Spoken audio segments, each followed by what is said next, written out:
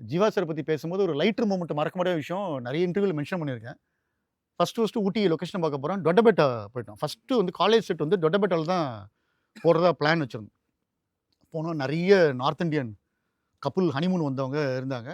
அதுல வந்து ஒரு கப்புல் வந்து நேரா வந்து ஜீவா சாரு, நானு, Dharani sir, co director, assistant, production manager இது மாரி நெறைய பேர் ஆஃப் ஆல் பீப்பிள் அவன் அப்படியே தேடி வந்து ஜீவா சார்ட்ட வந்து கேமரா செல்ஃபோன குடுத்து, "ஏக் ஃபோட்டோ தோ ना" அப்படின்னா.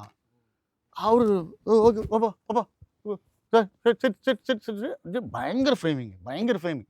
அப்படி லெஃப்ட் கார்னர் பண்ணி அந்த வேலி ஈலி எல்லாம் வச்சு கிச்சு ஒண்ணு எடுத்து குடுத்தாரு. அவன் அப்படி பார்த்துன்னு, "क्या यार क्या फ्रेम यार इतना गैप क्यों क्यों ஃபுல் ஃபுல் ஃப்ரேம் नो" அப்படின்னா. எனக்கு அப்படியே நெஞ்சு நின்னு, "டேய் டேய் மனசாட்சியில உன்னோட டாப் நாச் கேமராமேன்ட்ட போய் நீ ஃப்ரேமிங்" அவன் என்ன சொல்றான்னா, "இவ்வளோ கேப் எதுக்கு விடுற? 2 பேரும் ஃபுல் ஃபேஸ் இல்லைன்னா இது நீ உங்க வீட்டு ஹால்லயே எடுத்துக்கலாம். எதுக்குடா நீங்க ஊட்டிக்கு வந்தீங்கன்ட்டுன்னு அவன் இது பண்ண அவன் எந்த அளவுக்கு போயிட்டான்னா, அவன் ஃபோட்டோ எடுத்து காட்டுறான். "ये ஃப்ரேமிங் டேக் நோ" அப்படின்னா. அவரு அப்படியே எடுத்துட்டு, "ஓகே" அப்படின்னாரு. ஆ ஓகே. அவன் அப்ப கூட சாட்டிஸ்ஃபைட் இல்ல. என்னத்த அப்படின்ட்டு நினைச்சேன். லைஃப்ல என்னைக்கா ஒரு நாளு ஜீவான்னு ஒரு கேமராமேன் ஃபோட்டோ எடுத்தேன்னு என்ன பண்றேன்.